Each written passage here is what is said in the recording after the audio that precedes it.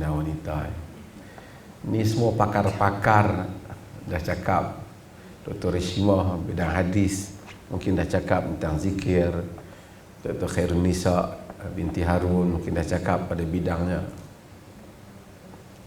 Cuma saya terlintas satu ayat di dalam surah Al-Qasas, iaitu wa asbaha fuadu ummi Musa farigha, and the heart of Moses' mother became empty. Jantung hati ibu Musa itu menjadi kosong. Dalam surah Al-Qasas. Sebelum saya nak cerita tentang ayat ni, barangkali kita semua dah baca. Tapi saya nak cerita apapun yang kita bicarakan tentang mental, kekuatan mental dan seumpamanya. Manusia ini halua.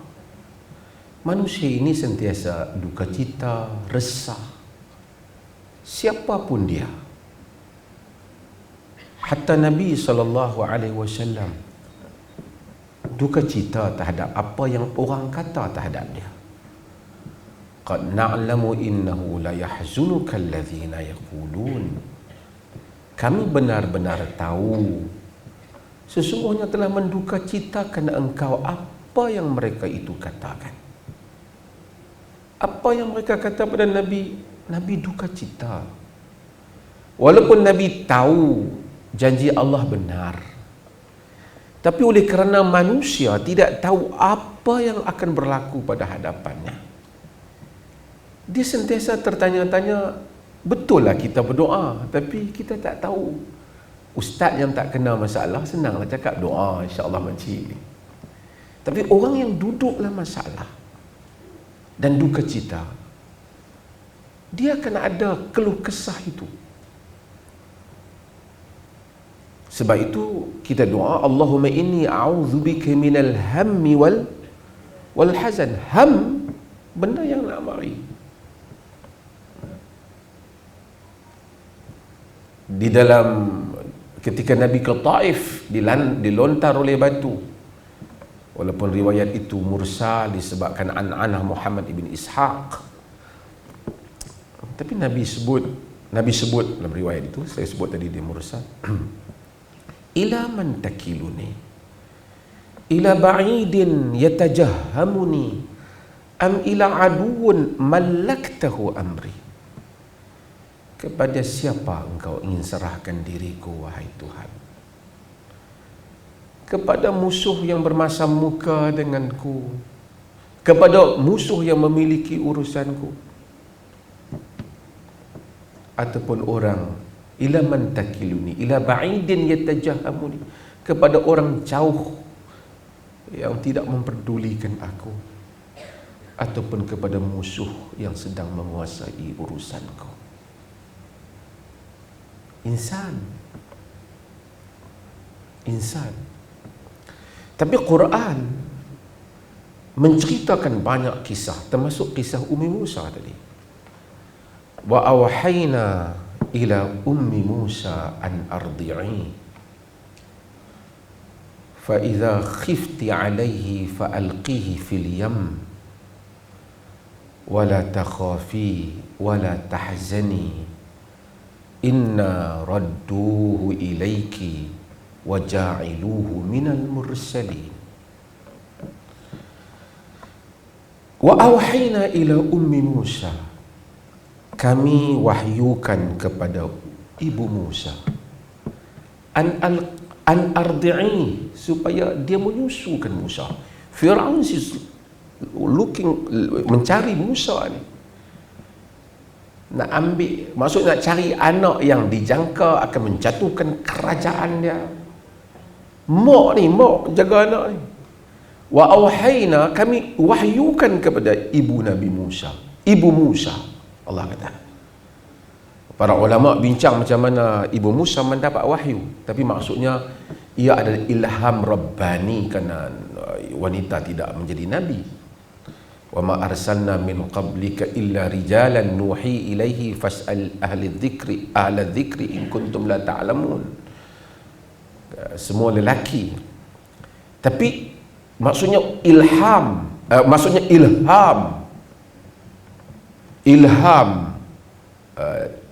Rabbani yang dicampakkan di dalam jantung ibu Nabi Musa alaihi salam supaya dia menyusukan Musa. Fa idza khifti alaihi fa alqihi fil yam. Apabila kau bimbang, kau campakkan. Apabila kau takut dia diambil tindakan, Allah kata cast him into the river. Campakkan dia di dalam sungai. Wala takhafi wala tahzani. Do not fear and do not grieve. Jangan takut. Allah kata, inna radduhu ilaiki wa ja'iluhu minal mursalin. Kami akan kembalikan ia kepadamu dan jadikan ia di kalangan para rasul. We will return him to you and make him one of the messengers. Tapi bila dia campak mak campak anak, kita bayangkan dia mendapat ilham Tuhan, bukan jenis mimpi tengah malam tu. Dia mendapat ilham. Allah kata kami ilham padanya, ilham Rabbani. Quran kata dia campak anak dia. Faltaqatahu ahlu fir'aun liyakuna lahum aduwan wa hazana inna fir'auna wa haman wa junudahuma kanu khati'in. Maka ahli Fir'aun kutip, ambil, pick him up, ambil Nabi Musa ni. Allah kata liyakuna lahum aduwan wa hazana, untuk Musa itu menjadi musuh dan duka cita bagi mereka. Sesungguhnya Fir'aun, Haman dan tenteranya termasuk di kalangan orang yang melakukan kesalahan dosa. Saya bukan nak cerita tu, saya nak cerita hak berikutnya. Qalat imra'atu Fir'aun, kata isteri Fir'aun, qurratu ainin li walak, penyejuk mata untuk aku dan kamu, untuk Fir'aun. La taqtuluhu asa an yanfa'ana aw nattakhidahu walada wa hum la yash'urun. Tak usah bunuhlah. Qurratu ain, Arab ni qurratul ain. Sebab tu kita doa apa dia?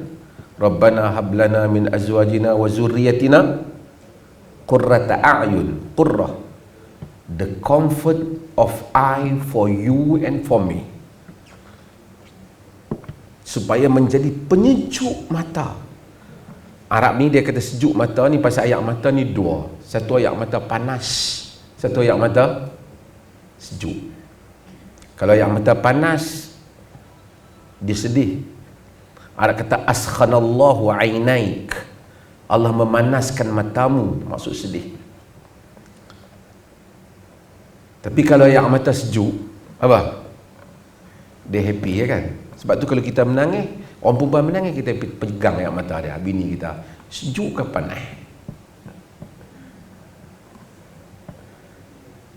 Sehingga sebahagian fuqaha menyatakan, ni cerita ayak mata ni panjang, baca bang. Dia kata kalau orang perempuan, kita minta tanya dia nak kahwin ke tak, anak perempuan ni dia dululah, dulu bila tanya nak ke kahwin dengan dia tu, dia malu, sukut kan. Sukut tu tanda redha. Sekarang tak lah, yes, gitu, pasal dia ada dunia terbuka kan, macam tu kan dulu kan. Tapi sebagian fuqaha kata kalau dia menangis macam mana, tanda dia setuju ke tak? Dia kata pergi pegang ayak mata dia, kalau sejuk dia setuju, kalau panas dia tak setuju. Pasal ayak mata ada dua. Tengah malam kalau kita doa, ayak mata kita sejuk ke panas? Kalau kita dapat gembira. Tapi tak apa, isteri Firaun kata, tapi dalam bahasa qurratu ainin, qurratu ainin, li walak. The comfort of I for you and for me. Penyejuk mata engkau dan aku. La taqtuluh, tak usah bunuhlah. Asa nattakhidahu walad, asa an yanfa'ana aw nattakhidahu walada. Boleh jadi memberi manfaat kepada kita atau kita jadikan dia sebagai anak angkat. Perempuan sekalian, sebelum saya nak pergi cerita mak Nabi Musa tu tentang mental ni, Allah kata dah kat mak Nabi Musa tadi apa? La takhafi wa la tahzani, do not fear, do not grieve, jangan duka cita, jangan takut, jangan duka cita.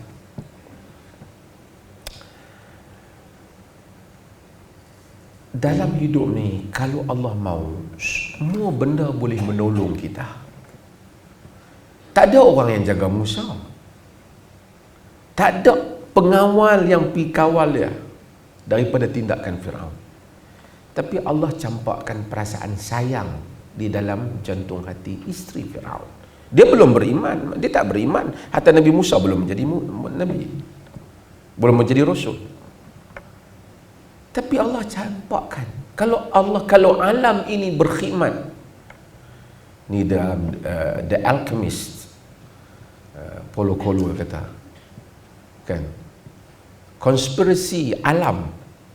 Dia cakap tentang cinta lah kan, bagaimana alam, universe itu boleh berpakat untuk membawa sesuatu cinta. Tapi kalau maksudnya, kalau Allah kehendaki, apa saja boleh menolong kita, walaupun kita tengok sebab musabab sudah tidak ada. Tak ada lagi sebab musabab, yang ada ialah cinta yang dicampakkan dalam dada isteri Firaun. Kita selalu fikir tangible thing, benda that we can touch, we can see. Tapi Allah mentakdirkan sesuatu yang kita tidak melihatnya, tapi ia sesuatu yang sangat bermakna, menyelamatkan Musa. Cinta yang ada di dalam dada isteri Firaun. Quran kata apa setelah itu? Tu ayat saya baca tadi. Wa asbaha fuadu ummi Musa farigha.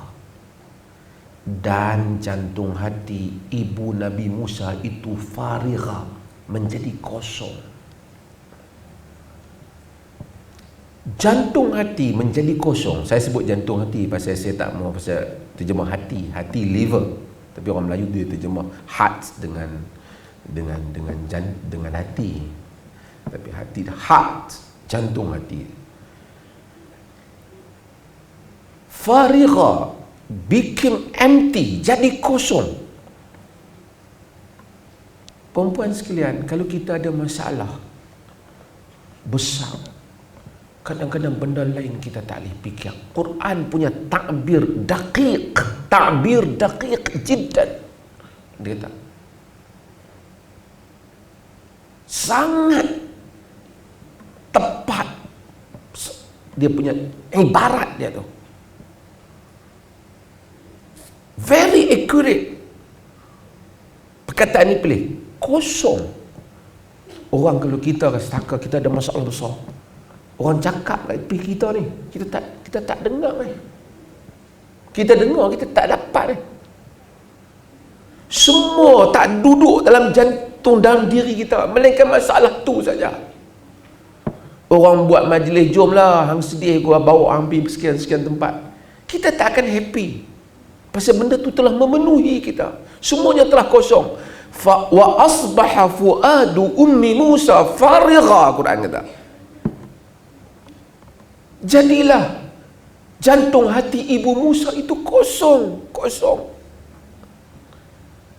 Kan Quran kata lebih pada tu. Kadat latubdi bihi.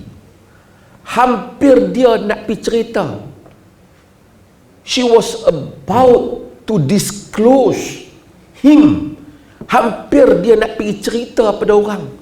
Macam mana ni anak aku campur kat dalam sungai tu, Firaun dah ambil. Hampir Tuhan kata dia nak cerita. Padahal dia tu telah diberikan ilham oleh Tuhan.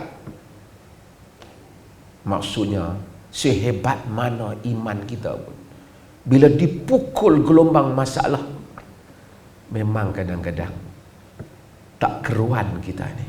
Itu manusia. Ibu Nabi Musa, Tuhan kata sabar, jangan la takhafi wa la tahzani. Tuhan kata jangan duka cita, jangan takut, jangan duka cita. Tapi bila duduk fikir anak sampai ke tangan Firaun, hampir dia nak keluar bagi tahu orang, macam mana masalah aku ni. Hampir tawakal dia kepada Allah tu, macam dia nak terpaksa nak ajak orang juga tolong. Itu masalah. Itulah masalah apabila dia besar duduk dalam kepala diri kita. Quran bagi cerita betul-betul indah. Kadat la tubdi bihi laula an rabbatna ala qalbiha litakuna minal mu'minin. Hampirlah dia dedahkan cerita Musa pada orang ramai. Nabi, maksudnya jiran-jiran dia, tolonglah bagi pendapat saya, tolonglah aku ni sebenarnya dapat ilham campak anak. Hampir Tuhan kata, jika tidak, we strengthen her heart. Jika tidak, kami yang mengukuhkan jantung hatinya supaya ia termasuk di kalangan orang yang beriman. Perempuan sekalian, jika itu jantung, jika itu keadaan ibu Nabi Musa yang mendapat ilham daripada Tuhan, bagaimana keadaan kita insan yang lain juga apabila ditimpa masalah yang berat? Cumanya banyaklah cerita dia, tapi cumanya saya nak pendekkannya sehingga akhirnya Allah dengan pun begitu dia usaha, dia bagi tahu kepada waqala li ukhtihi qussi, dia kata kepada saudara Nabi Musa, pi carilah, pi tengoklah adik kau tu. Fabasuran an junub, dia pun pergi tengok daripada jauh. Wahum la yash'urun, dia pun tak sangka. Kemudian dia ke Allah kata faharramna alaihil maradi'a min qabl, kami pun telah jadikan Musa tak mau terima susu orang lain. Qalat hal adullukum ala ahli baitin yakfulunahu lakum wa hum lahu nasihun. Kamu tak, jadi adik kak Nabi Musa tu pergi kata, mau tak aku tunjukkan satu keluarga dia boleh bagi nyusu Nabi budak ni. Jadi mereka pun, patut Quran kata, akhirnya Quran kata faradatnahu ilaiha, kami pun kembali, faradatnahu ila ummihi kay taqarra ainuha wala tahzan, kami kembalikan dia kepada ibunya supaya sejuk matanya dan dia jangan duka cita. Wali ta'lama anna wa'dallahi haq, supaya dia tahu janji Allah itu benar.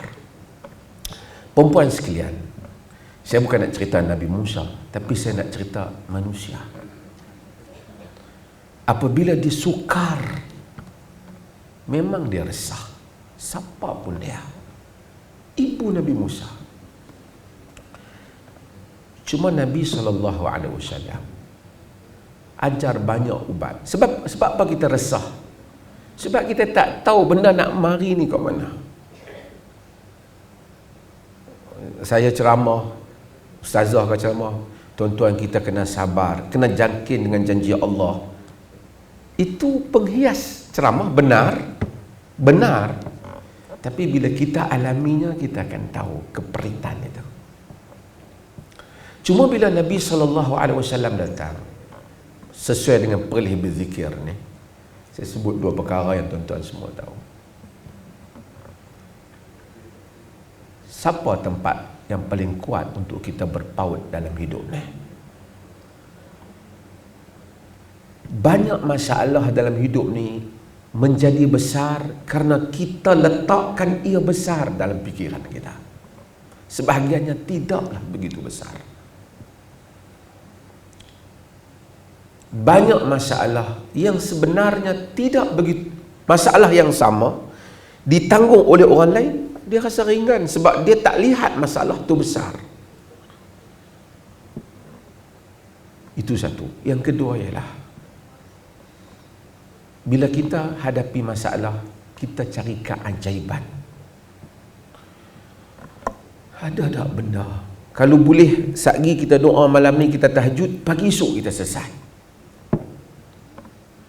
Betul tak? Tapi mustahil ke? Mustahil ke kalau Allah nak selesaikan? Tak mustahil. Allah cerita banyak tentang Nabi Musa tadi, bagaimana masalah yang lebih besar, dia menghadapi kuasa yang lebih besar. Tapi saya nak sebut dua ungkapan yang disebut dalam Quran yang mudah-mudahan meringankan bebanan dalam fikiran manusia. Yang pertama, Nabi sebut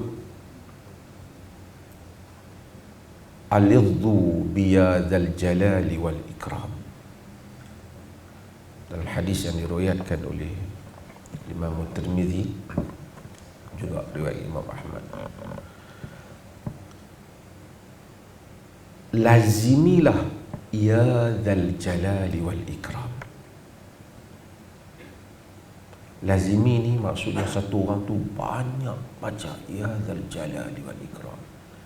Ya dzal jalal, wahai yang memiliki kemuliaan. Jalal tu jalal kita panggil. Ikram maksudnya dia memuliakan. Orang yang Allah bagi nikmat belum tentu Allah muliakan.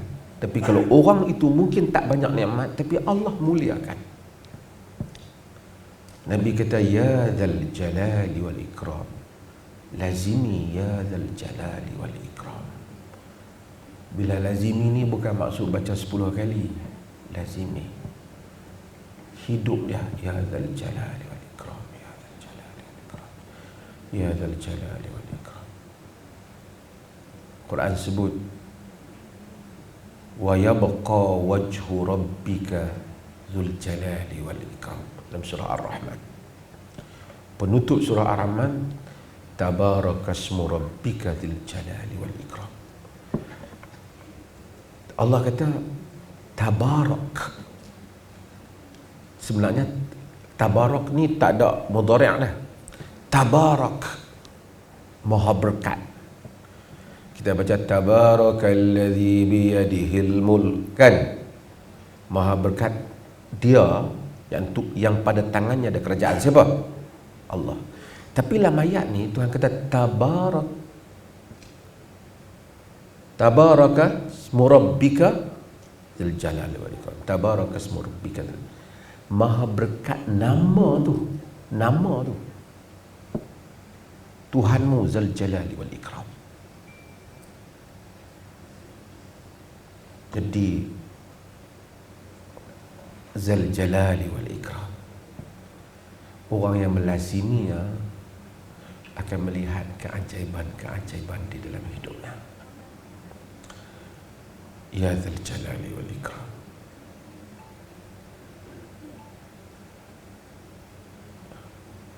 Al-Imam Al-Lalakai dalam kitab dia Karamatul Awliya Illah, keramat orang Melayu tak keramat lah, keramat, karamah lah, keramat wali-wali Allah. Bukanlah semua riwayat dia tu sahih dalam Al-Lalakai, tapi ada pendapat di kalangan ahli ilmu yang menyatakan lelaki yang boleh bawa aras singgasana Balqis tu, Balqis tu Ratu Sabak lah, kita panggil Balqis lah, Quran tak sebut nama dia Balqis. Qala alladhi indahu ilmun minal kitab ana atika bihi qabla an yartadda ilaika tarfuk. Berkata lelaki orang yang kami berikan kepadanya satu ilmu daripada kitab, satu ilmu nakirah, satu ilmu daripada kitab, aku bawa singgasana tu sebelum matamu berkelip. Kata mereka, dia melazimi ya dzal jalali wal ikram.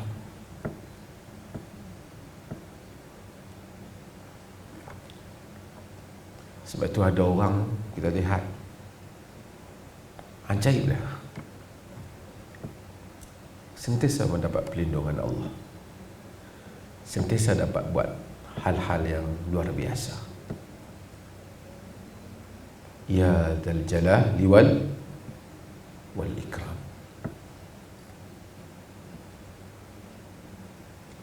Satu lagi bacaan. Lebih masa lain kali ya. Boleh tak tu? Ha?